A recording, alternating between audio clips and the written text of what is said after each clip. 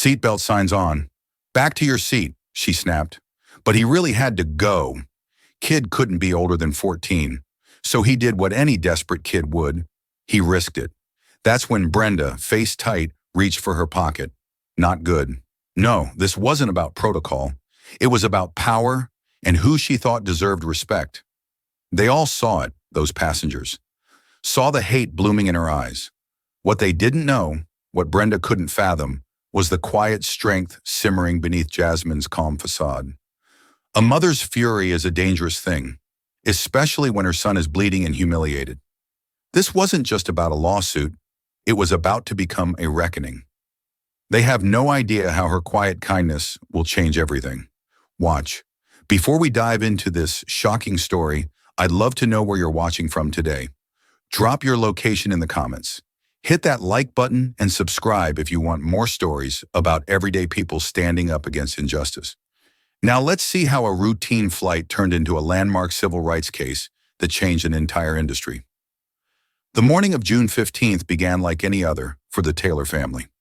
Andre Taylor, a bright and polite 14-year-old honor student, was excitedly packing his carry-on bag for his first ever flight.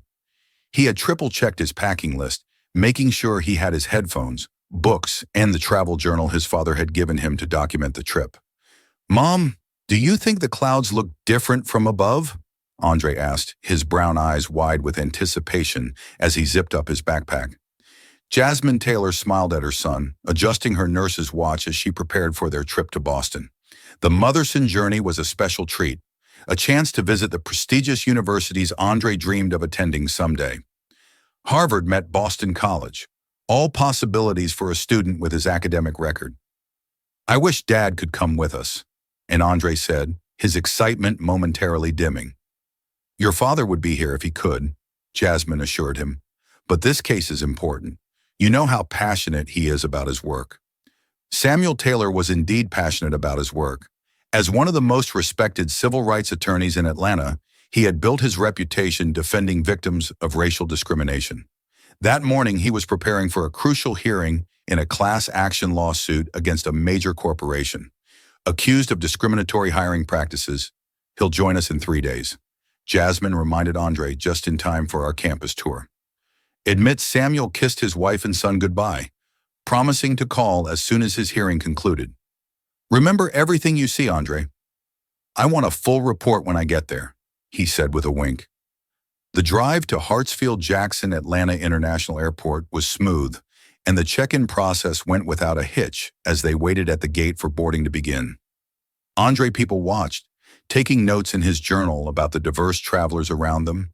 When boarding for Sky High Airways, Flight 1372 was announced, Andre and Jasmine joined the line. The boarding process was orderly with first-class passengers and those needing assistance boarding first. When their group was called, they made their way down the jetway. At the aircraft door, a flight attendant with a plastic smile greeted passengers welcome aboard. She said mechanically to the middle-aged white couple ahead of them. When the couple mentioned it was their anniversary trip, the attendant, whose name read Brenda Wilson, immediately warmed up, offering congratulations and promising them a special dessert during the meal service. When Andre and Jasmine reached the door, Brenda's smile stiffened. "Boarding passes," she said flatly, extending her hand without making eye contact. No welcome aboard, no warm wishes for their trip. Andre noticed the shift, but said nothing as they made their way to their seats in row 24. As they settled in, Andre observed Brenda's interactions with other passengers. Her demeanor seemed to shift depending on who she was addressing. With white passengers, she was attentive and warm. With passengers of color, particularly black passengers, her tone became curt, her instructions more commanding than helpful. "Did you notice that?" Andre whispered to his mother, his observant nature picking up on the subtle discrimination. Jasmine nodded slightly. "Just focus on enjoying your first flight, honey. Some people carry their biases everywhere they go." As the final preparations for takeoff were completed, Andre thumbed through the safety card in the seat back pocket, memorizing the emergency exits and procedures. The plane backed away from the gate, taxied to the runway, and soon they were airborne, Atlanta growing smaller beneath them. Once they reached cruising altitude, the seatbelt sign dinged off and passengers began moving about the cabin. Andre was mesmerized by the view from his window, seeped the patchwork of fields and forests, the winding silver ribbons of rivers and the cotton ball clouds now below them. About an hour into the flight, the captain's voice came over the intercom. "Folks, we're expecting some turbulence ahead. I'm turning the seatbelt sign back on. Please return to your seats and make sure your seatbelts are fastened." Andre had been sipping apple juice, and now he felt an urgent need to use the restroom. He tried to wait, shifting uncomfortably in his seat as the minutes passed. The fastened seatbelt sign remained illuminated, but the turbulence hadn't materialized, and Andre noticed several passengers ignoring the warning to use the restrooms. A white teenager, about Andre's age from a few rows ahead, stood up and walked to the bathroom. Brenda, who was checking the cabin, said nothing to him. After 15 more uncomfortable minutes, Andre couldn't wait any longer. With a glance at his mother, who was immersed in her novel, he unfastened his seatbelt and stood up. He made his way carefully into the aisle, holding onto seatbacks for stability. Before he could take 3 steps, Brenda appeared before him, her arms crossed. "The seatbelt sign is on," she said sharply. "Return to your seat immediately." "I'm sorry, ma'am," Andre replied politely. "I really need to use the restroom. I saw others going, so I thought it would be okay." Brenda's eyes narrowed. "I won't tell you again. Return to your seat now." Andre, confused by the disparity in treatment, gestured discreetly toward the bathroom where the white teenager was just exiting. "But that boy just went, and you didn't stop him. I'll be quick, I promise." Something in Brenda's expression hardened. Her nostrils flared slightly and her lips pressed into a thin line. The bathroom door opened and the white teenager emerged, walking back to his seat without comment from Brenda. "Are you questioning my authority?" Brenda asked, her voice rising, enough that nearby passengers turned to look. "No, ma'am," Andre said, growing increasingly uncomfortable with the attention. "I just really need to use the bathroom." Jasmine, now aware of the situation, stood up. "Excuse me," she began. "My son simply needs to—" Brenda cut her off with a raised hand. "Ma'am, I need your son to comply with safety regulations. The seatbelt sign is on." By now, several passengers were watching the exchange. A middle-aged black man in a cardigan a few rows back frowned at the escalating situation. A white woman nearby whispered something to her husband. Andre stood frozen, unsure what to do, embarrassment and confusion evident on his face. "I'm sorry if I did something wrong," he said, his voice small. "I just don't understand why the flight attendant's hand moved to her pocket, and something in her expression shifted from annoyance to something darker. The tension in the cabin was palpable as passengers sensed the situation spiraling beyond a routine enforcement of airline rules. The next few seconds unfolded in slow motion, forever seared into the memories of everyone on Flight 172. Brenda's hand emerged from her pocket, clutching what appeared to be a small black device. Before anyone could react, she pointed it at Andre and pressed a button. 2 metal prongs shot out, trailing thin wires that connected with Andre's chest. His body went rigid as 50,000 volts of electricity coursed through him. His eyes widened in shock and pain, a strangled cry escaping his lips before his muscles contracted violently. Jasmine screamed, lunging forward as her son's body convulsed. The boy collapsed into the aisle, his limbs twitching uncontrollably as the electrical current continued to flow. The cabin erupted in chaos. Passengers gasped, some standing to get a better view, others shrinking back in horror. The sharp smell of ozone filled the air, mingling with the scent of fear. "Oh my God, she tasted him. She tasted that child." A woman shrieked from the back of the plane. Phones appeared in hands as passengers began recording the shocking scene. The white teenager, who had used the bathroom moments before, stared open-mouthed, his face pale with shock. After what seemed like an eternity but was only seconds, Brenda released the trigger. Andre lay motionless on the floor, small, involuntary tremors still running through his body. A wet stain spread across his jeans. The electricity had caused him to lose control of his bladder. Jasmine fell to her knees beside her son, her nurse's training kicking in despite her maternal terror. Andre, can you hear me?" She placed her fingers against his neck, feeling for his pulse, which raced erratically under her fingertips. "Stay back, ma'am," Brenda commanded, still holding the taser. He was becoming aggressive and non-compliant. "He's 14 years old," Jasmine shouted, tears streaming down her face. "He needed to use the bathroom." "What is wrong with you?" The middle-aged black man in the cardigan stood up, his face a mask of controlled fury. "I saw the whole thing," he said, his voice carrying throughout the now silent cabin. "That boy did nothing wrong. Nothing." "Sir, please remain in your seat," Brenda ordered, but her voice had lost some of its authority. A white man in a business suit spoke up. The boy was questioning her instructions. "In these times, you can't be too careful with potential threats." "Threats?" the black man in the cardigan exclaimed. "He's a child who needed to use the restroom. What kind of threat did you perceive?" Andre's eyes fluttered open. Disorientation and pain etched across his young face. "Mom," he whispered, his voice cracking. "What happened?" Jasmine cradled her son's head, her entire body trembling with a mixture of relief and rage. "It's okay, baby. I'm here." A man in a blazer pushed his way through the gathered crowd. "Air Marshal Trevor Henderson," he announced, flashing a badge. Instead of addressing Brenda and her unauthorized use of a taser, he turned to Andre. "Son, I need you to remain calm and follow instructions." "Are you kidding me?" Jasmine said incredulously. "My son was just assaulted. He needs medical attention, not more intimidation." Andre struggled to sit up, his movements jerky and uncoordinated. The humiliation of the situation hit him as he became aware of his wet pants and the dozens of eyes fixed on him. Tears welled in his eyes, but he fought them back, his father's words echoing in his head. "Never let them see you broken, son." The flight attendant perceived a threat and responded according to her training. Marshal Henderson stated, though uncertainty flickered in his eyes as he glanced at the taser in Brenda's hand. "Training," the black man in the cardigan challenged, stepping closer. "I've been flying for 40 years and I've never seen a flight attendant carrying a taser, let alone using one on a child. My name is Walter Green and I was a high school principal for 30 years. I know threatening behavior when I see it, and this young man showed none." Other passengers began to voice their opinions, the cabin dividing into factions.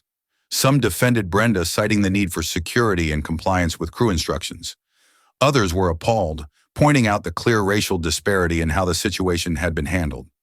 "I saw that white boy use the bathroom during the seatbelt sign too, and she didn't say a word to him." A Latina woman called out from several rows back. The captain's voice crackled over the intercom. "Ladies and gentlemen, due to an incident in the cabin, we will be making an emergency landing in Philadelphia.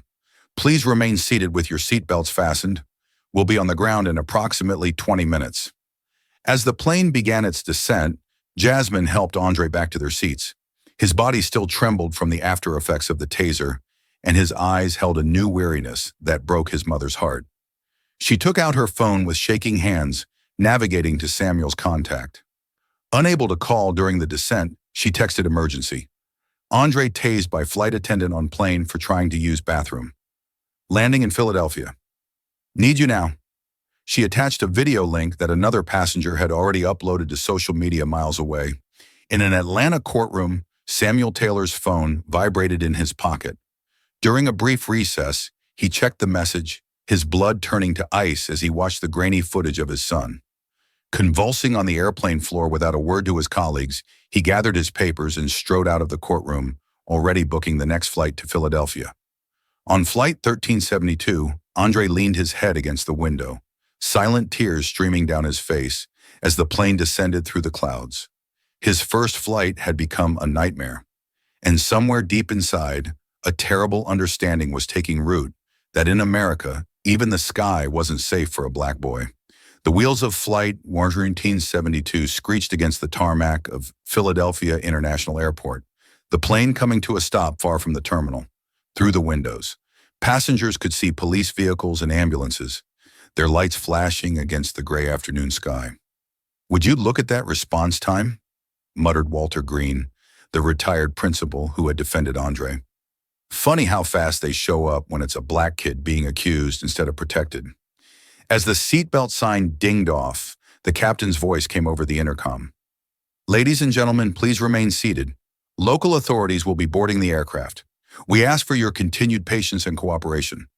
Jasmine held Andre's hand tightly, her jaw set with determination, though her heart raced with fear.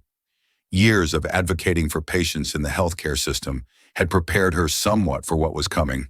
Andre, still physically shaken from the taser, had withdrawn into himself, his eyes fixed on the seat in front of him. The cabin door opened, and four Philadelphia police officers boarded the plane, followed by two Sky High Airways representatives in crisp Navy suits. Brenda hurried to meet them, speaking rapidly and gesturing toward Andre, the lead officer. A broad-shouldered man with a crew cut made his way down the aisle, stopping at row 24. "Are you Andre Taylor?" he asked, his hand resting casually on his holster. Before Andre could answer, Jasmine spoke up. "My son needs medical attention. He was assaulted with a taser by your flight attendant for attempting to use the restroom. Ma'am, we've received reports of an unruly passenger who became aggressive and threatened a crew member," the officer replied. "I need your son to come with us." "That's not what happened," Walter called out, standing again despite the officer's presence. "The boy did nothing wrong. Check the footage. Dozens of us recorded what really happened." The officer barely glanced at Walter. "Sir, please remain seated. We'll take statements later." To Jasmine and Andre's horror, the officer produced a pair of handcuffs. "Stand up, son. Hands behind your back. You're arresting him." Jasmine's voice rose in disbelief. "He's the victim here. We're detaining him while we sort this out," the officer corrected, though the distinction meant little as he reached for Andre's wrists. Jasmine placed herself between the officer and her son. "My son needs medical attention, not handcuffs. I'm a registered nurse, and he's showing signs of cardiac stress from electrical shock. Ma'am, if you interfere with this detention, I'll have to arrest you as well," the officer warned. Walter moved into the aisle, phone held high. "I'm recording this. That boy needs a doctor, not handcuffs, and he needs his rights protected." Several other passengers joined Walter, holding up their phones. "We all saw what happened. A middle-aged white woman in a business suit said the flight attendant was out of line. The standoff continued until a second officer moved forward. We can take him to the hospital under guard, but he's coming with us." Jasmine, seeing no immediate alternative, nodded stiffly. "I'm coming with him. He's a minor and I'm his mother." The officers agreed to this, though they still placed Andre in handcuffs before escorting him off the plane. The image of a handcuffed, trembling black teenager being led through the first-class cabin would later become one of the most powerful visuals in the media coverage of the incident. As they reached the jet bridge, Jasmine looked back to see Walter and several other passengers exchanging contact information, preparing to stand as witnesses. Their small acts of solidarity provided the only glimmer of hope in the dark situation. At the hospital, Andre was treated for taser exposure, while a police officer stood guard outside his examination room. Doctors noted elevated cardiac markers and muscle damage consistent with high-voltage electrical shock. Despite these findings, the officer continued to refer to Andre as the suspect rather than the victim. Meanwhile, the story was breaking across news outlets with wildly varying narratives. Some headlines read, "Teen subdued after threatening flight attendant," or "Airline defense security protocols after incident." Others more accurately reported 14-year-old black teen taste on flight after bathroom request, or questions of racial bias in airline tasting incident. Sky High Airways wasted no time issuing a statement. "Sky High Airways supports our crew members' decisions to ensure cabin safety. Our flight attendants are trained to handle security threats according to protocol. We are conducting an internal review of the incident, and the crew member involved has been placed on administrative leave with paid." During this process, social media exploded with opinions. The hashtags "Cheer Justice for Andre" and "Wooport Brenda" began trending nationally, revealing the deep racial divides that still existed in America. Would you have spoken up if you witnessed what happened to Andre? Comment number 1. If you believe more passengers should have intervened immediately, or number 2, if you think it's safer to just record and report later. Hit like if you believe. Airline staff need better anti-bias training, and subscribe to follow Andre's journey toward justice. And can you believe what happens next when Detective Morrison tries to pressure this family while Andre was still being examined? Detective Kevin Morrison arrived at the hospital, a veteran of the Philadelphia Police Department with 20 years on the force. Morrison had a reputation for handling sensitive cases, particularly those with racial elements, in ways that minimized institutional liability. "Mrs. Taylor," he began, cornering Jasmine in the hospital corridor. "I understand you're upset, but I think we all want to resolve this situation quickly and quietly." Jasmine crossed her arms. "My son was assaulted for trying to use the bathroom, There will be nothing quick or quiet about my response. Morrison sighed, leaning closer. Look, not everything is about race. Kids can be disruptive. Flight attendants can be having bad days. Let's not make this bigger than it needs to be. My son was tased for doing exactly what a white child did without consequence, Jasmine replied, her voice steady despite her rage. If you think this isn't about race, you're either blind or complicit. The detective's expression hardened. Mrs. Taylor, pursuing this aggressively could result in charges against your son for interfering with a flight crew of federal offense. Is that really what you want? Before Jasmine could respond, a commanding voice cut through the tension. Are you threatening my client's son? Detective Morrison's Samuel Taylor stood at the end of the corridor, his 6 foot to frame impeccably dressed in a charcoal suit. Despite having rushed from court directly to the airport, his presence seemed to fill the space. His calm demeanor belying the fury in his eyes, Samuel Jasmine moved to her husband's side, drawing strength from his presence. Mr. Taylor, Detective Morrison's tone shifted slightly. I was just explaining the potential complications of pursuing this matter. My son was assaulted by an airline employee who used an unauthorized weapon against him for attempting to use the bathroom, something she permitted a white child to do moments earlier. Samuel stated with the precision of someone who had spent decades in courtrooms. The only complication here is the blatant racial discrimination and excessive force used against a minor now. Are you planning to arrest the flight attendant who assaulted my son, or should I contact the district attorney directly? Morrison backpedaled. We're still gathering statements. These situations are never as clear-cut as they seem. They certainly are. When dozens of passengers recorded the incident, Samuel countered, Now I'd like to see my son. As Morrison retreated, Samuel embraced Jasmine tightly before they entered Andre's room together. The sight of his son, usually vibrant and curious, lying pale on the hospital bed with monitor wires attached to his chest, nearly broke Samuel's composure. Dad! Andre's voice cracked as he reached for his father. Samuel took his son's hand, his thumb gently stroking the red mark left by the handcuffs. I'm here now, he said softly, and I promise you they will answer for this. Later that evening, after Andre had been discharged with instructions to follow up with a cardiologist, Samuel made a series of calls from their hotel room. First to his law partners to clear his schedule, then to Eleanor Pierce, a former FBI agent who now worked as his investigator.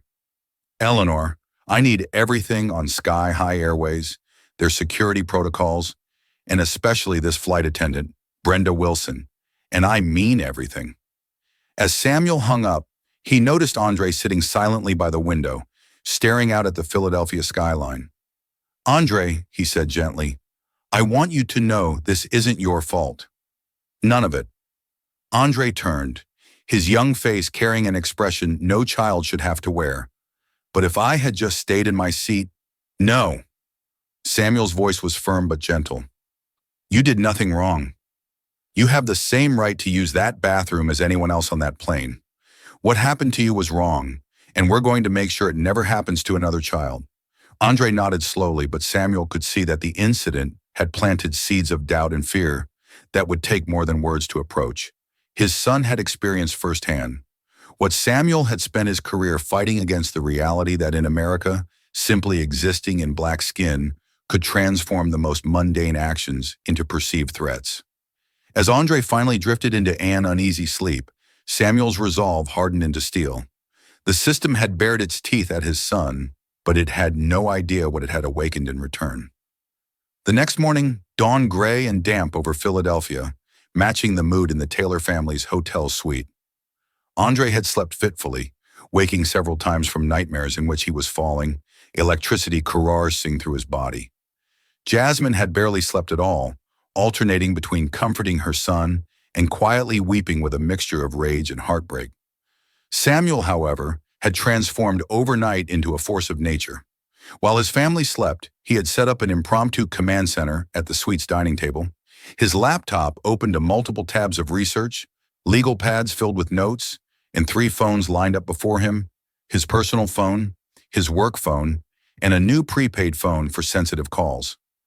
At precisely 8:30, there was a knock at the door. Samuel opened it to reveal Eleanor Pierce, his longtime investigator. In her early 50s, Eleanor had the sharp eyes of someone who missed nothing, and the weathered confidence of a woman who had spent decades navigating maladministrated institutions. "You made good time," Samuel noted, ushering her in, "when you said your son was involved." "I was on the first flight out," Eleanor replied. Setting down her battered leather briefcase, she glanced toward the bedroom door where Andre and Jasmine were still resting. "How is he?" Samuel's professional facade cracked slightly. "Physically, he'll recover." "The other damage," he trailed off, unable to complete the thought. Eleanor squeezed his arm briefly, then opened her briefcase. "I've already started digging into Sky High Airways and Brenda Wilson. You're not going to like what I found for the next hour." They pored over Eleanor's initial findings. Brenda Wilson had been employed by Sky High Airways for 8 years, but this wasn't her first incident involving black passengers. There had been 3 formal complaints filed against her in the past 2 years alone, all from black passengers who reported hostile, aggressive behavior. All 3 complaints had been investigated internally and dismissed. The complaints disappeared into a black hole, Eleanor explained, showing Samuel the documentation she'd obtained through her network of contacts. And guess who oversees passenger complaints? Richard Collins, Vice President of Security for Sky High, former NYPD, and, from what my sources tell me, a man with some very problematic views on race. Samuel frowned, studying the grainy photograph of Collins, a square-jawed man with cold eyes. Any connection to the Philadelphia police or Detective Morrison? Eleanor's smile was grim. "I was wondering when you'd ask.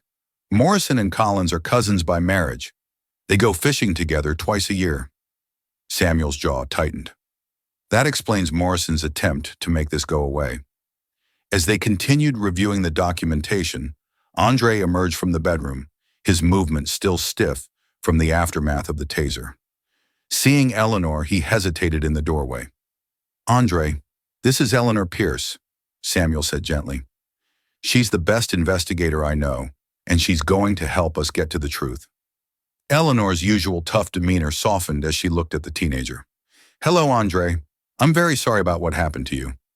Andre nodded silently, making his way to the couch where he curled up with his phone. Within minutes, his expression darkened. "Dad," he called, his voice unsteady. "People are saying I was being violent. They're saying I deserved it." Samuel crossed to his son. Glancing at the social media feeds Andre was scrolling through. Comments ranged from supportive to viciously racist, with many users accepting Sky High's narrative without question. "Close that app," Samuel advised, sitting beside Andre. "Social media isn't where truth lives. We know what happened, and we have the evidence to prove it. But they're making me sound like a criminal." Andre's voice cracked. "That's their strategy," Eleanor explained, joining them. "They're trying to control the narrative, but we're going to change that." Over the next several days, the Taylor family relocated to a different hotel after receiving threatening messages at their first location. Andre, once excited about touring, colleges now refused to leave the hotel room, jumping at sudden noises and flinching when strangers came to close. Jasmine took an emergency leave of absence from her nursing position to stay with Andre. While Samuel and Eleanor built their case, through careful investigation, they uncovered disturbing patterns within Sky High Airways. The taser wasn't standard equipment. Eleanor reported after interviewing a former Sky High security trainer under the guise of a background check. Flight attendants are not issued tasers, nor are they trained to use them. Brenda brought that on board herself, which violates about a dozen federal regulations. Samuel nodded, adding this to his growing file. "What about the airline's response protocol? They claimed she acted according to training pure fiction." Eleanor confirmed their official protocols explicitly state that flight attendants should de-escalate situations with minors and involve the air marshal or captain before taking any physical action. As their investigation deepened, Samuel approached several major law firms about partnering on the case, only to be politely but firmly turned down. The airline industry's influence ran deep, and few wanted to risk future corporate clients by challenging a major carrier. "We're on our own," Samuel told Jasmine that night. "But maybe that's better. No compromises, no settlements driven by partner concerns." Jasmine, who had been quietly supportive throughout, took Samuel's hand. "When have you ever needed a big firm behind you? Your entire career has been David versus Goliath. This is no different. Except it's our son, Samuel said quietly. Which is why you'll fight harder than you ever have, Jasmine replied. The media narrative continued to slant against Andre, with many outlets referring to him as aggressive or non-compliant, despite the video evidence. The family discovered they were being surveilled when Andre spotted a man photographing them through the hotel restaurant window during a rare venture outside their room. Just as their spirits were flagging, Samuel received an encrypted email from an anonymous source claiming to have internal information about Sky High Airways. After careful verification through Eleanor, they arranged a secure meeting at a small coffee shop in the outskirts of Philadelphia. The whistleblower turned out to be Olivia Martinez, a flight attendant who had worked for Sky High for 5 years. Nervous but determined, she slid a USB drive across the table to Samuel. There's a reason Brenda hasn't been fired despite multiple complaints, Olivia explained in a hushed voice. She's protected by Collins. What happened to your son? Wasn't an isolated incident. It's part of an unofficial policy.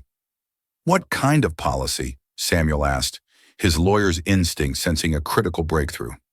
Olivia glanced around before leaning closer. Collins calls it passenger management, but it's racial profiling. There are unwritten guidelines about which passengers to watch more closely, which ones to make examples of if they step out of line. Black passengers, especially black men and boys, are at the top of that list. Samuel's expression remained neutral, but his hand tightened around his coffee cup and the tasers. Not standard issue, but Collins has created a special security team of flight attendants who carry them. Brenda is one of them. It's all unofficial with nothing in writing, but the message is clear. Why are you telling me this? Samuel asked. You're risking your job.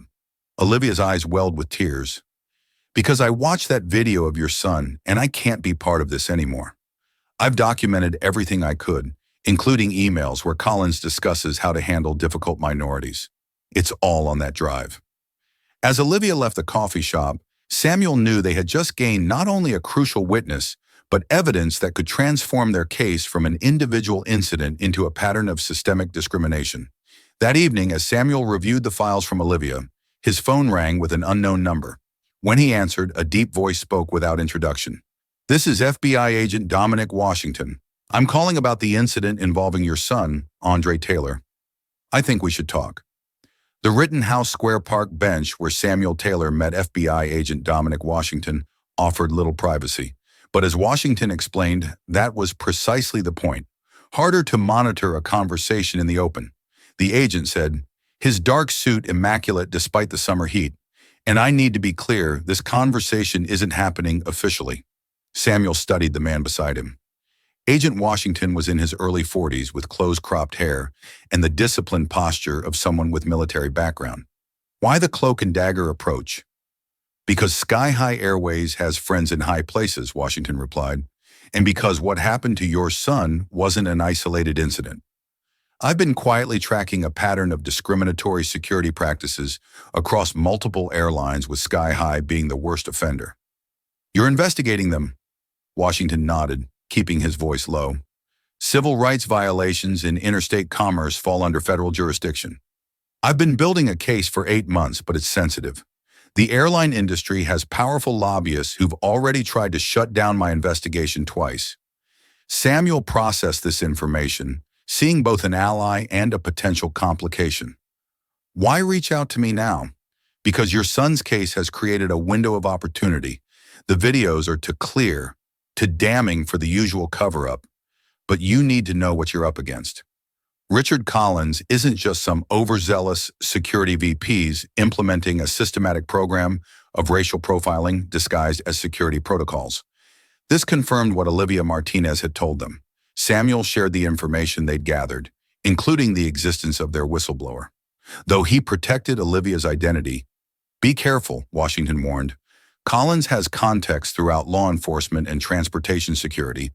The fact that your son is already being portrayed as the aggressor in some media outlets is no accident. As Samuel returned to the hotel, he found Jasmine watching the news with a mixture of hope and disbelief. Walter Green, the retired principal who had defended Andre on the plane, had appeared on a morning talk show with his own recording of the incident. His eloquent, measured account was providing a counter-narrative to Sky High's version. "I spent 30 years working with young people," Walter stated firmly to the camera. "I know threatening behavior when I see it. What I witnessed was a polite young man being treated as a threat solely because of the color of his skin." The interview was already going viral, with Walter's "Hanawashu Truth for Andre" gaining traction against the airline's preferred narrative. "He didn't have to do that," Andre said quietly from the doorway, watching the screen with something like hope in his eyes for the first time since the incident. "Some people still recognize injustice when they see it," Samuel replied. Walter's interview seemed to break a dam over the next few days. More passengers from Flight 1370 came forward with their videos and testimonies. Their evidence made it increasingly difficult for Sky to maintain their version of events.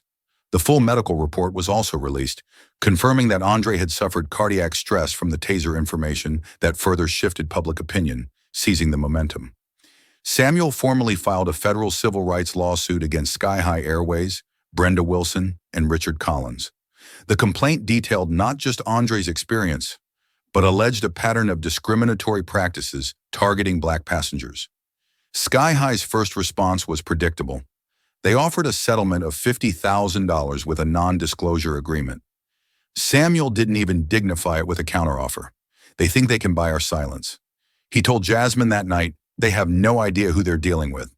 2 weeks after the incident, as the case began gaining national attention, Andre agreed to a single, carefully controlled interview with a respected journalist known for her fair coverage of racial justice issues, sitting between his parents. Andre recounted his experience in a steady voice that only occasionally betrayed the trauma beneath. "I was excited for my first flight," he explained. "I was going to see colleges. I dreamed of attending.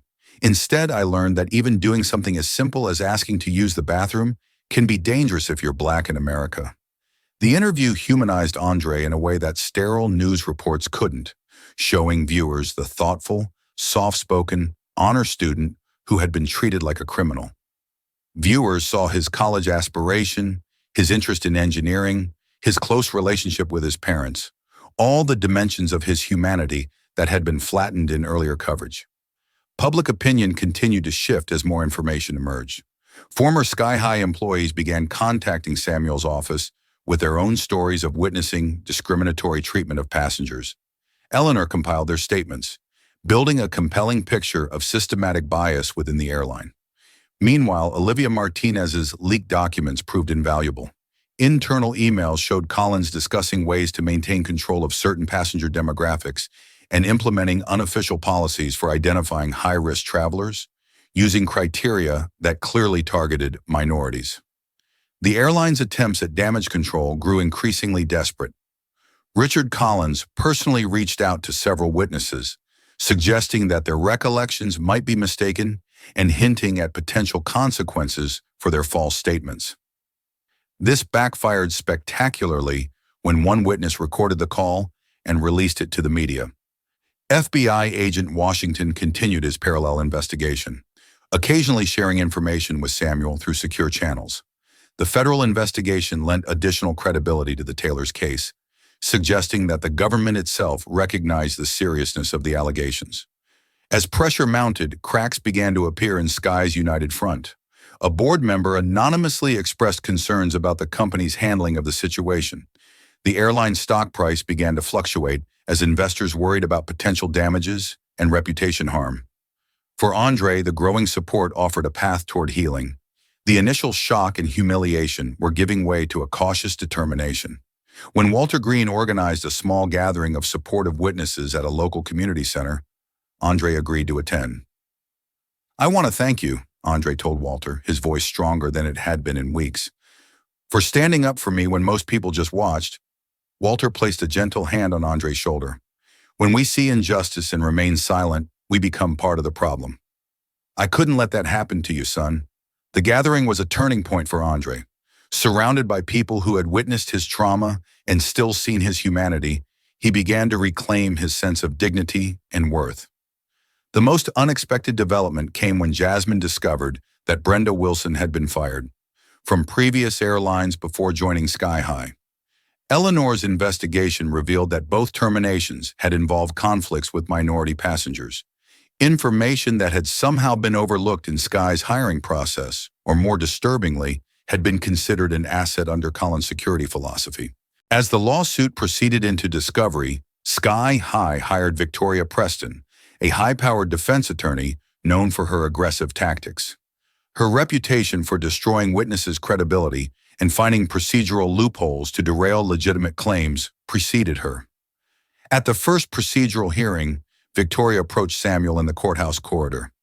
"I admire your dedication, Mr. Taylor," she said with a professional smile that didn't reach her eyes. "But you're fighting a losing battle. My client is prepared to weather this storm." Samuel met her gaze steadily. "My son was assaulted for being black in America. There's no storm your client can weather that compares to what generations of our children have endured.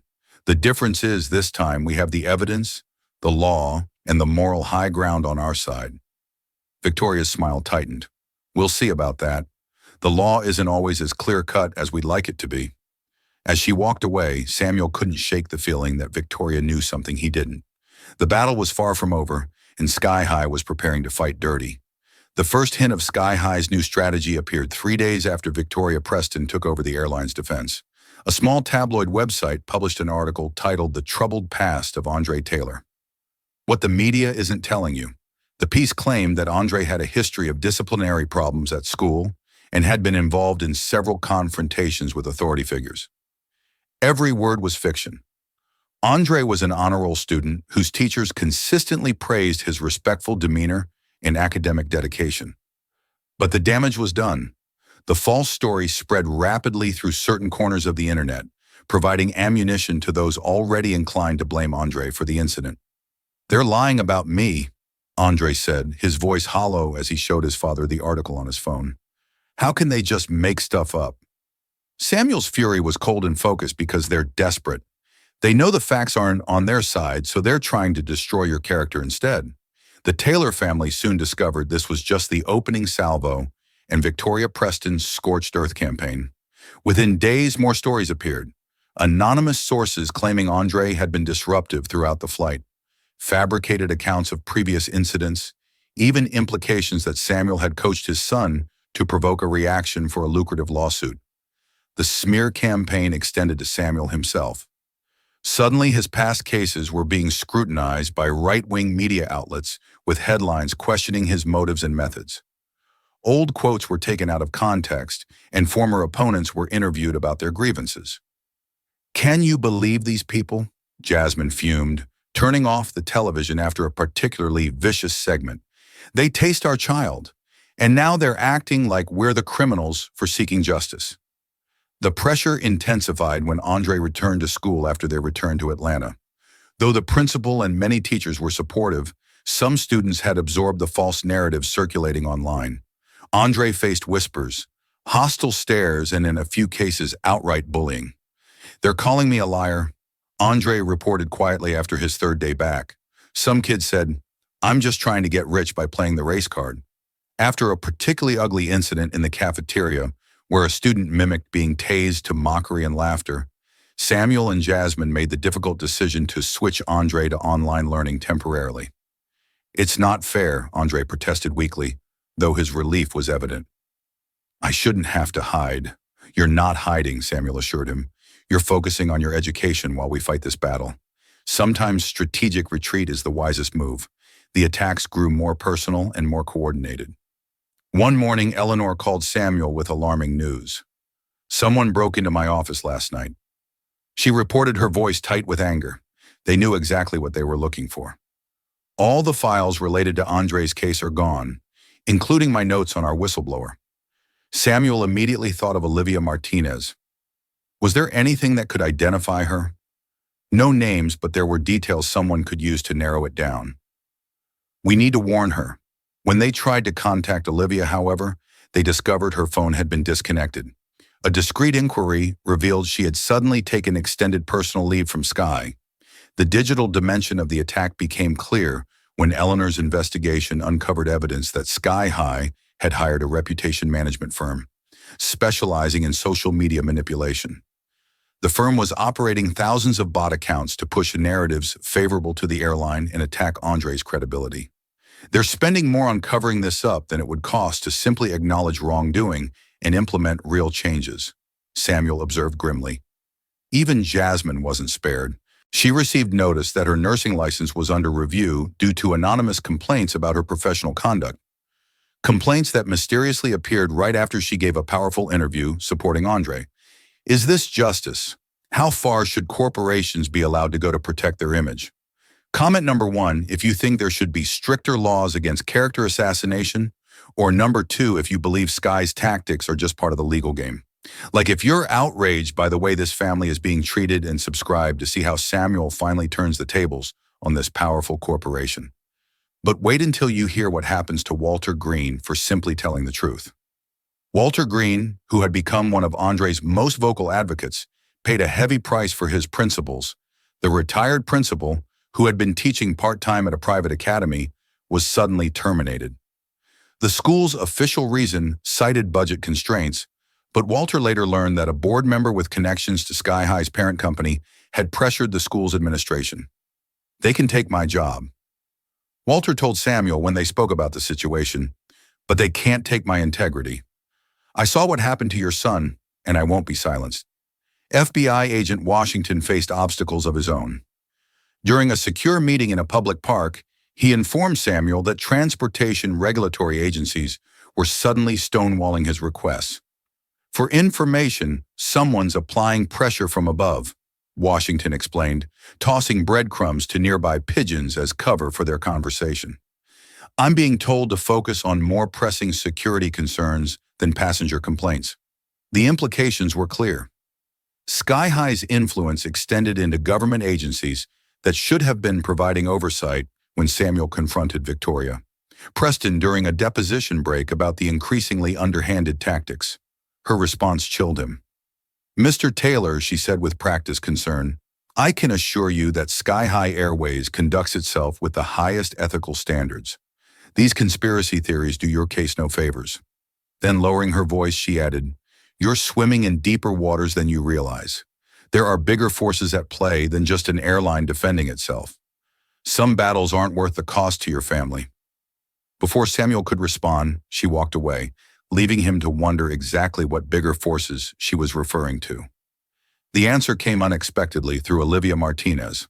After weeks of silence, she contacted Samuel through an encrypted email service, arranging to meet at a small church during a community event, a public setting where they could talk without attracting attention. "I had to disappear for a while," she explained, her eyes constantly scanning the room. "They were getting close to figuring out I was your source." "Are you safe now?" Samuel asked. Olivia's bitter laugh held no humor. "As safe as anyone can be when taking on people like Richard Collins. But there's something you need to know." She leaned closer, lowering her voice. "The tasers aren't just unauthorized equipment.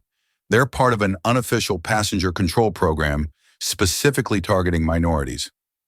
"We suspected as much," Samuel acknowledged. "It's worse than you think," Olivia continued. "Collins didn't develop this program in isolation. It was adapted from a pilot initiative created by a private security firm with government contracts. The same techniques being used against your son on that plane are derivatives of methods developed for counterterrorism." Samuel felt a cold weight settle in his stomach. "You're saying this goes beyond Sky High?" The airline industry has been working with certain security contractors to implement proactive threat management since 911's. What happened to Andre was an extreme case, but the underlying philosophy treating certain passengers as inherent threats based on racial profiling, that's institutional. This revelation explained Victoria's warning about bigger forces and the pressure being applied to Agent Washington's investigation. They weren't just fighting an airline. They were challenging a deeply entrenched security approach that powerful interests wanted to protect. As Samuel drove home from the meeting, he found himself being followed by an unmarked black SUV. When he took several random turns to confirm his suspicion, the vehicle stayed with him until he pulled into a crowded shopping center parking lot. That night, Samuel called a family meeting in their living room with all electronic devices left in the kitchen to prevent any potential surveillance.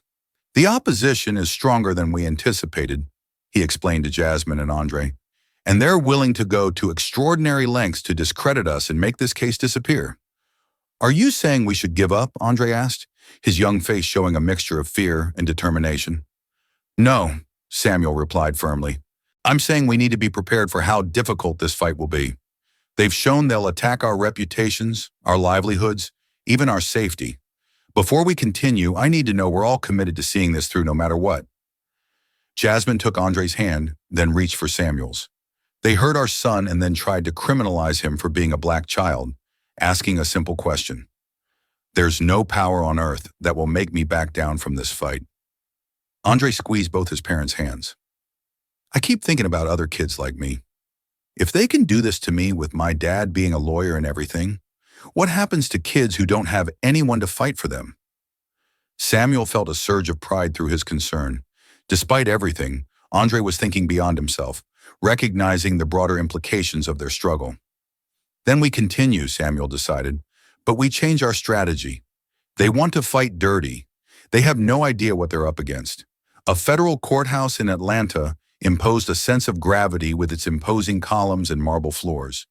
Samuel Taylor had walked these halls hundreds of times throughout his career, but never with so much personally at stake as he did the morning of the hearing on Sky's motion to dismiss. Victoria Preston had filed a comprehensive motion arguing that the case should be thrown out before trial.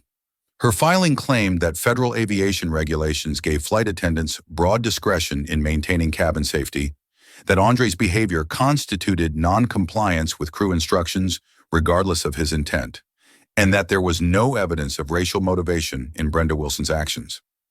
Judge Elaine Harrington, a veteran jurist with a reputation for meticulous attention to legal detail, presided over the packed courtroom. The case had drawn national attention, with civil rights organizations filing amicus briefs supporting the Taylor, while airline industry associations backed Sky High. Victoria presented her arguments with polished confidence, emphasizing the need for courts to defer to flight crew judgment in matters of cabin safety. Your Honor, if passengers are allowed to second-guess safety instructions based on perceived disparate treatment, the entire aviation security framework becomes unworkable. When Samuel's turn came, he approached the podium with calm purpose. Your Honor, this case is not about questioning legitimate safety protocols. It's about an airline employee using a prohibited weapon against a child who simply asked to use the restroom, a request that had been granted to a white child moments. Earlier, he methodically dismantled Victoria's arguments, pointing out that Sky High's own written procedures prohibited the use of tasers, that Andre's actions did not meet any reasonable definition of threatening behavior, and that the growing evidence of systemic racial profiling within the airline couldn't be dismissed as coincidental. The question before this court is not whether flight attendants have authority to maintain cabin safety. Of course they do. The question is whether that authority includes the right to electrocute a black child for doing exactly what a white child did without consequence. Judge Harrington's ruling was unequivocal. The motion to dismiss is denied. The plaintiff has established sufficient cause to proceed with discovery and trial preparation. This court finds that the serious allegations of civil rights violations warrant full examination. It was the first major victory for the Taylor family, and it opened the floodgates for the discovery process, the formal exchange of evidence between parties that would form the backbone of the trial. Sky High's legal team had vastly underestimated Samuel Taylor. While they had been focusing on character assassination and intimidation, Samuel had been methodically building an airtight case with Eleanor's help. Now armed with the court's authority to demand documents and testimony, he moved with surgical precision. The discovery process yielded damning evidence. Internal Sky High training materials included sections on passenger threat assessment that used coded language to instruct flight attendants to apply heightened scrutiny to certain passenger types' descriptions that overwhelmingly matched racial profiles. Even more damaging was the email trail showing how Richard Collins had systematically buried complaints against Brenda Wilson and other flight attendants accused of discriminatory treatment, creating a culture of impunity. While the legal battle proceeded, public pressure continued to mount.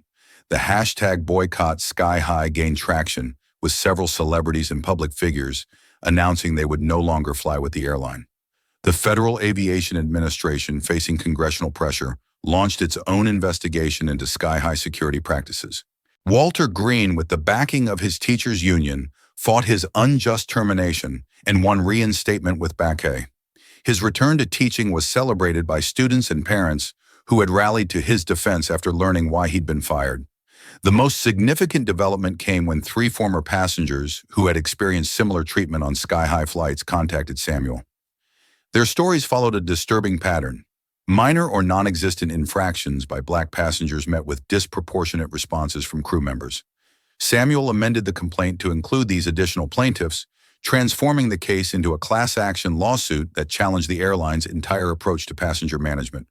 Media coverage shifted dramatically as more evidence became public.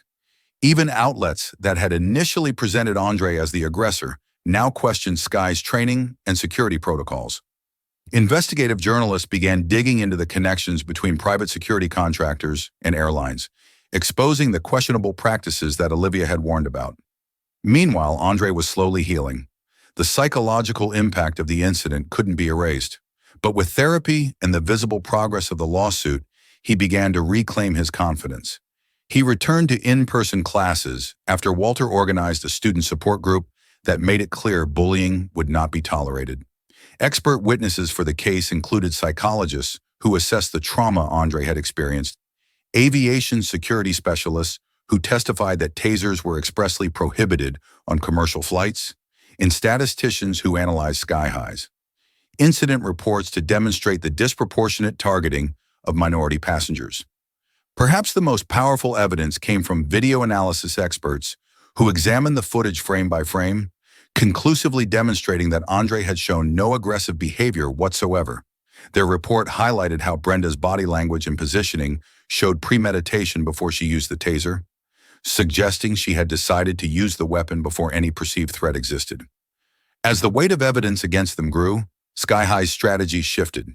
Victoria approached Samuel with a significantly larger settlement offer, $5 million with a limited confidentiality agreement that would allow the tailor to discuss the incident, but not the specific terms of the settlement. Samuel didn't even need to consult with his family before declining. "This isn't about money," he told Victoria. "It's about changing a system that treats black children as threats for existing." Victoria's professional composure slipped momentarily. "You're making a mistake. Taylor, $5 million would set your son up for life." "My son was already set up for life," Samuel replied evenly. "He had parents who love him, a first-rate education, and unlimited potential. What he didn't have, what no black child in America has, is the guarantee that he can simply exist without being perceived as dangerous. That's what this case is fighting for, and it's not for sale at any price." As the trial date approached, Sky High Airways faced a perfect storm of negative consequences. Their stock price had dropped nearly 30% as investors recognized the potential financial and reputational damage of a public trial. A consumer boycott had reduced bookings by a significant margin, and internal morale had collapsed as employees questioned the leadership that had created this crisis.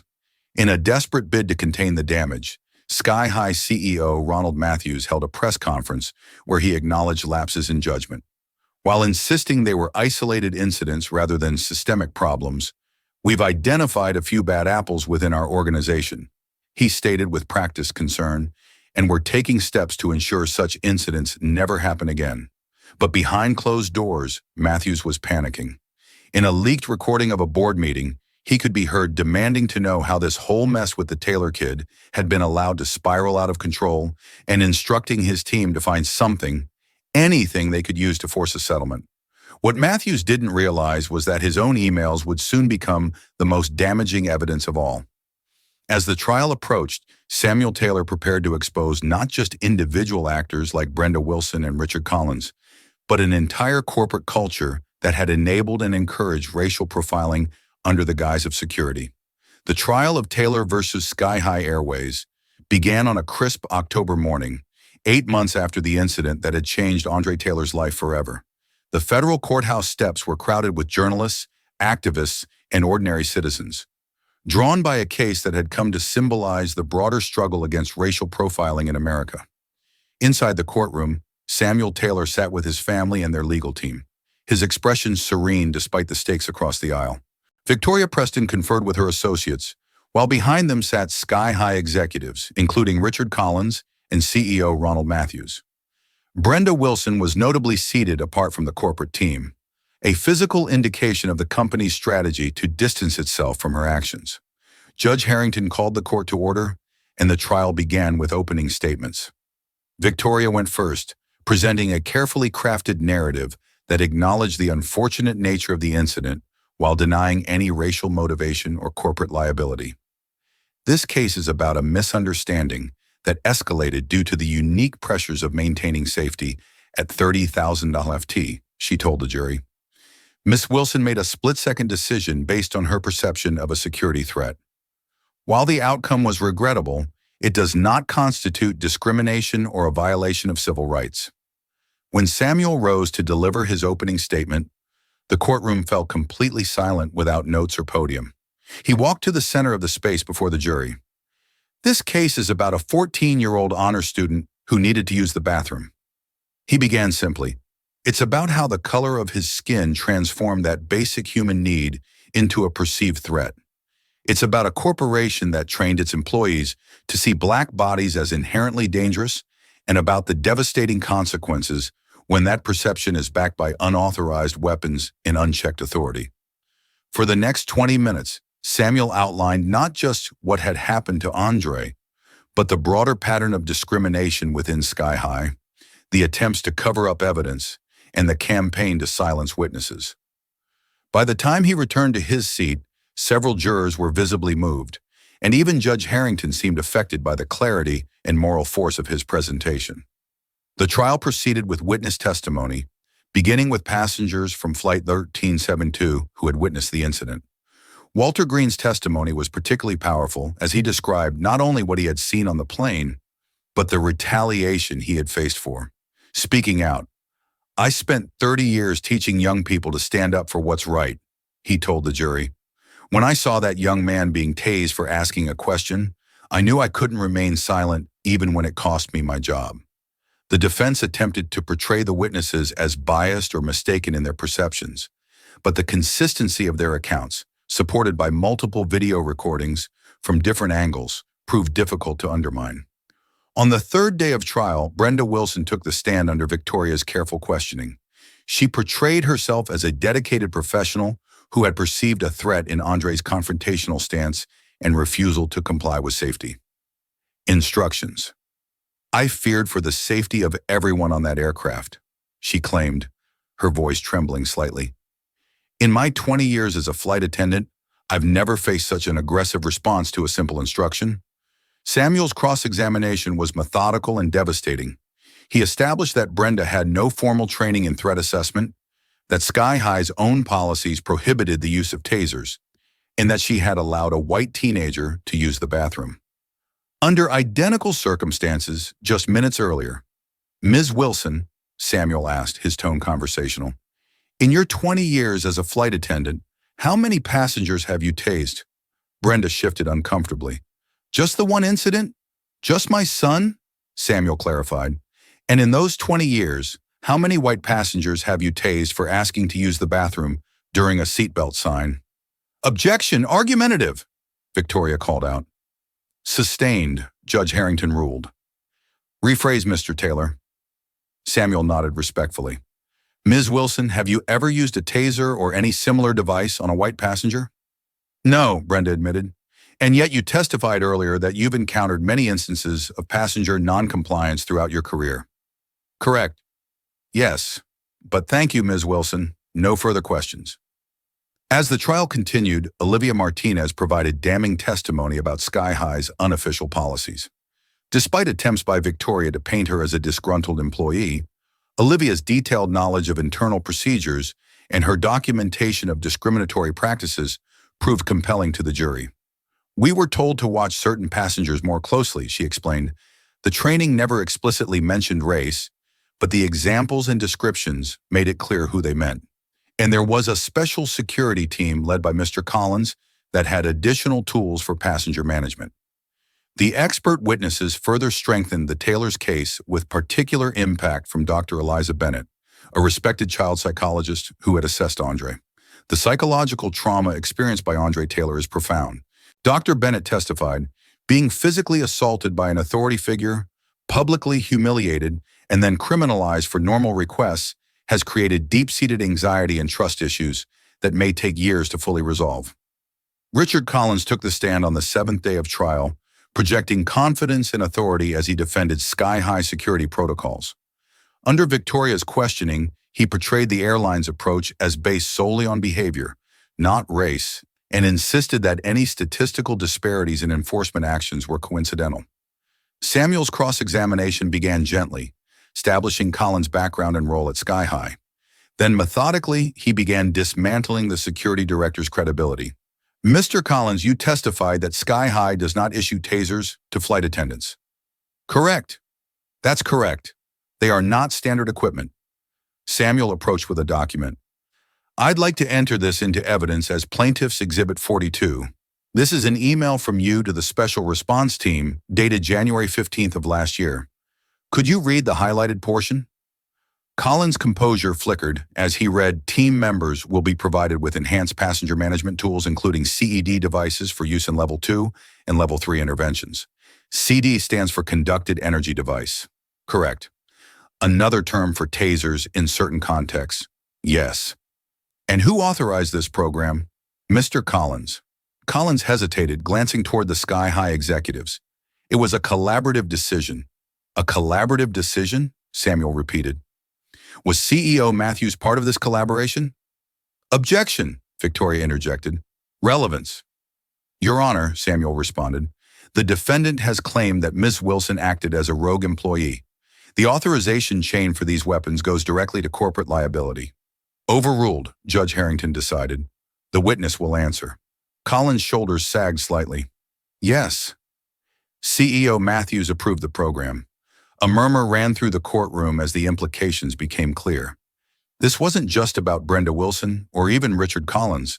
The airline's highest leadership had authorized a program that armed flight attendants with weapons prohibited by aviation regulations.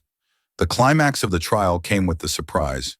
Testimony of FBI agent Dominic Washington, who had received departmental clearance to testify after the scope of Sky's program, became public knowledge through the trial. The Bureau began investigating Sky High Airways approximately 14 months ago. Washington testified after statistical analysis revealed a pattern of security incidents disproportionately involving minority passengers. What we discovered was a systematic approach to passenger profiling that targeted specific racial and ethnic groups under the guise of security protocols. Victoria's objections grew increasingly desperate as Washington detailed how the evidence collected by the FBI corroborated the Taylor's claims and went even further, suggesting potential criminal violations of federal civil rights statutes. When CEO Ronald Matthews was called to testify, the corporate strategy of blaming subordinates collapsed entirely. Under Samuel's relentless questioning, Matthews attempted to deflect responsibility onto Collins and the special security team, only to be confronted with his own emails approving the program and its methods. Mr. Matthews, Samuel asked as he concluded his cross-examination, when you authorized flight attendants to carry tasers to use against problematic passengers, did you ever imagine that one day the target would be a child simply asking to use the bathroom? Matthews had no answer. In his closing argument, Samuel spoke directly to the jury about justice, accountability, and the America they wanted to create for all children. What happened to Andre Taylor wasn't a mistake or a misunderstanding. He told them, his voice resonating with conviction. It was the inevitable result of a system that teaches its employees to see black skin as inherently threatening when Andre stood up to use the bathroom, just as a white child had done moments before. He wasn't evaluated as a 14-year-old honor student excited about his first flight. He was evaluated as a threat because that's exactly how Sky High trained its employees to see him. Samuel walked closer to the jury box, his gaze connecting with each juror in turn.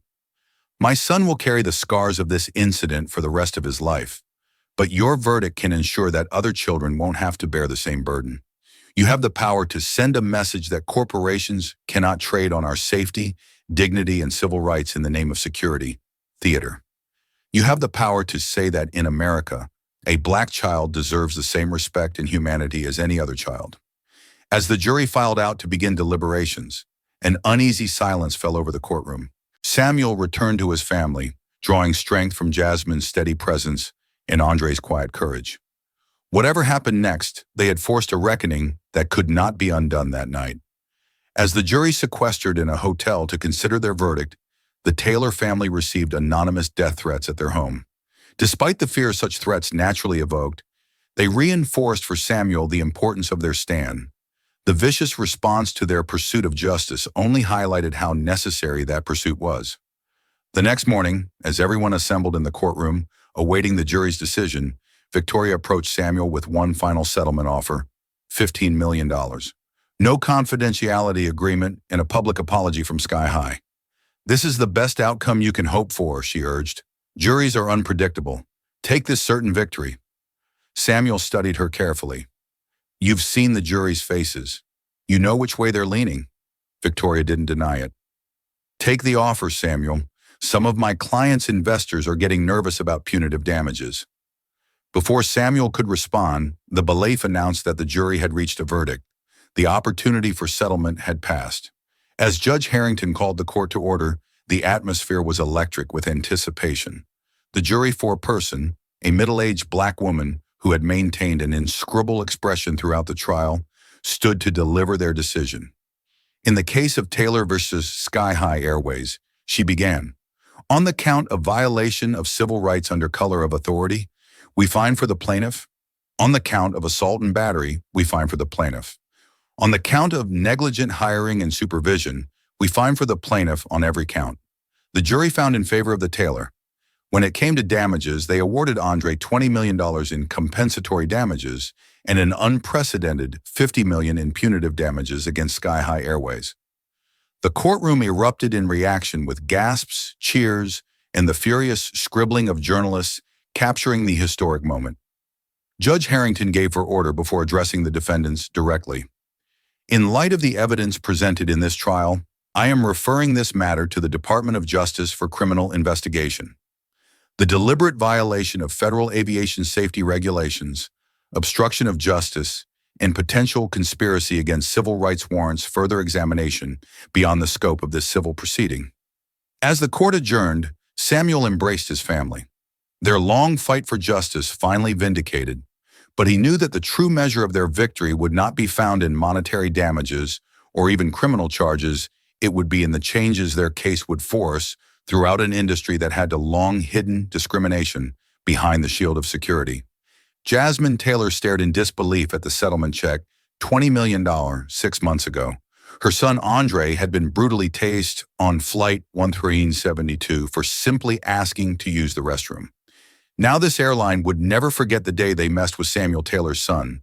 The journey from that horrific moment on the plane to this final resolution had transformed not just the Taylor family, but had rippled outward, changing an industry and challenging America's assumptions about race, authority, and justice. In the aftermath of the verdict, the consequences for Sky High Airways and its executives were swift and far-reaching. The Department of Justice launched a criminal investigation into the airline's security practices, resulting in charges against Brenda Wilson for assault and civil rights violations. Richard Collins faced more serious charges of conspiracy against civil rights and obstruction of justice for his role in creating and concealing the unauthorized security program. Most significantly, CEO Ronald Matthews was indicted for knowingly authorizing prohibited weapons on commercial aircraft and creating a corporate environment that encouraged racial profiling. His defense that he was merely focusing on enhanced security collapsed when prosecutors revealed emails in which he explicitly discussed using stricter measures against certain demographic groups to make examples that would keep others in line. The FBI investigation that Agent Washington had begun expanded to include other airlines with similar practices. What emerged was a troubling picture of an industry that had used post-911 security concerns as cover for implementing discriminatory practices with little oversight or accountability for Walter Green, the retired principal whose moral courage had been a turning point in the case. Justice came in the form of full reinstatement to his teaching position with Bouquet and a formal apology from the school board. The students organized a celebration for his return, many wearing t-shirts bearing the hashtag Ruth for Andre that had become synonymous with standing against injustice. You taught us something more important than any textbook ever could. One student told Walter during the celebration, You showed us what integrity looks like when it's tested. Olivia Martinez, whose whistleblowing had provided crucial evidence, initially feared she would never work in the airline industry again. Instead, she was hired by the newly formed Aviation Passenger Rights Commission, a federal oversight body created in response to the Sky High case. Her intimate knowledge of discriminatory practices made her an invaluable asset in reforming the industry. She had once been part of the Taylor family's victory extended far beyond financial compensation. Using a portion of the settlement, Andre established the Flight 1370 Foundation, dedicated to supporting victims of racial discrimination in transportation and providing legal resources to those who couldn't afford representation. I want to turn what happened to me into something positive, Andre explained at the foundation's launch event. No one should face discrimination when simply trying to travel, and no one should lack the means to seek justice when their rights are violated.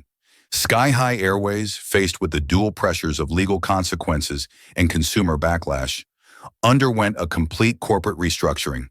The new leadership implemented mandatory ABS training for all employees, created a diverse passenger advocacy board with actual authority, and established transparent oversight of all security protocols.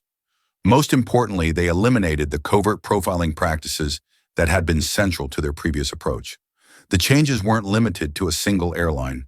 The Federal Aviation Administration, under congressional pressure stemming from the case, instituted industry-wide regulations regarding passenger treatment and prohibited discriminatory security measures. For the first time, airlines were required to collect and publicly report data on passenger complaints categorized by race, enabling patterns of discrimination to be identified and addressed. Jasmine returned to her nursing career with a new focus on trauma recovery, specializing in helping young people deal with experiences of racial discrimination and institutional violence. Her insights from both professional training and personal experience made her an invaluable resource for families navigating similar traumas. For Andre, healing was a gradual process. The nightmares about the tasting became less frequent, though certain triggers like the sound of electrical equipment or crowded confined spaces could still provoke anxiety. Working with the foundation gave him purpose and a sense of agency that helped counterbalance the helplessness he had felt on that flight. Samuel found his legal practice transformed by the case. While he had always focused on civil rights, the national attention brought by Andre's case connected him with resources and allies that expanded his ability to take on systemic discrimination. He established a special division within his firm dedicated to transportation discrimination cases, providing pro bono representation to victims who lack financial resources. The family also created the Taylor Scholarship Fund for minority students interested in pursuing careers in law or public policy. "We need more voices in the rooms where decisions are made," Samuel explained at the scholarship announcement. "More perspectives that understand what's at stake when policies are created." 1 year after the incident, the Taylor family faced a significant test. Andre needed to travel to Washington, D.C. for a congressional hearing on transportation discrimination, where he had been invited to testify. It would be his first time on an airplane since Flight 1372. The night before the flight, Andre sat with his parents in their living room, anxiety evident in his restless movements. "What if it happens again?" he asked quietly. "It won't," Samuel assured him. "Not just because we'll be with you, but because you helped change the system. What happened to you forced people to see the truth, and that truth has created real change." The next day, Andre boarded the flight with his parents beside him. The difference in treatment was immediately apparent. The flight attendants were respectful and professional with all passengers, regardless of race. When Andre needed to use the restroom during the flight, no one questioned his movement or treated him with suspicion. As the plane touched down in Washington, Andre looked out the window at the capital city where he would share his story with lawmakers. "We did it, didn't we?" he said to his parents. "We actually made a difference." Samuel squeezed his son's shoulder. "You made a difference. Your courage in facing what happened instead of letting them silence you, that changed things for a lot of people who never had a voice in the years that followed." The Taylor versus Sky High Airways case became a landmark precedent cited in civil rights education and legal training. The case study was incorporated into law school curricula nationwide, ensuring future generations of attorneys understood both the legal principles and the human impact of discrimination cases. For the Taylor family, life would never return to what it had been before Flight 1372. They had been changed forever by their confrontation with systemic racism and the fight for justice that followed. But in standing their ground, they had not only secured justice for themselves, but had created pathways to justice for countless others. This powerful story teaches us that justice, while difficult to achieve, is worth fighting for. When confronted with systemic racism, the courage to stand firm against powerful institutions can create lasting change that extends far beyond individual cases. The Taylor family's persistence reveals how a single incident can expose deeper patterns of discrimination that might otherwise remain hidden. We learned that documentation is crucial. The videos taken by passengers provided irrefutable evidence that countered false narratives. The story also highlights the importance of allies like Walter Green, who risked personal consequences to speak truth to power. The case demonstrates how racial bias can transform ordinary actions into perceived threats with devastating consequences for those targeted. It shows that true justice isn't just about compensation, but about systemic transformation that prevents future harm. Perhaps most importantly, the story reminds us that accountability is possible even against seemingly untouchable corporations. When people refuse to be silenced, the Taylor family's victory wasn't just for Andre, but for countless others who would have faced similar discrimination. The legacy of Flight 1372 teaches us that our individual actions matter. Whether we're standing up like Walter, speaking out like Olivia, or fighting like Samuel, when we witness injustice, our response defines not just who we are, but the kind of society we create together. Call to action. What would you do if you witnessed racial discrimination? Like what happened to Andre? Would you speak up like Walter Green did, or would fear hold you back? Leave your thoughts in the comments below. If this story moved you, please like and subscribe to support more content that shines a light on important social justice issues. Share this video with someone who needs to understand why speaking up matters. Have you ever witnessed discrimination and regretted not taking action? Let us know your experiences. Thank you for watching this journey from injustice to transform. Reminder that even in our darkest moments, the fight for justice is always worth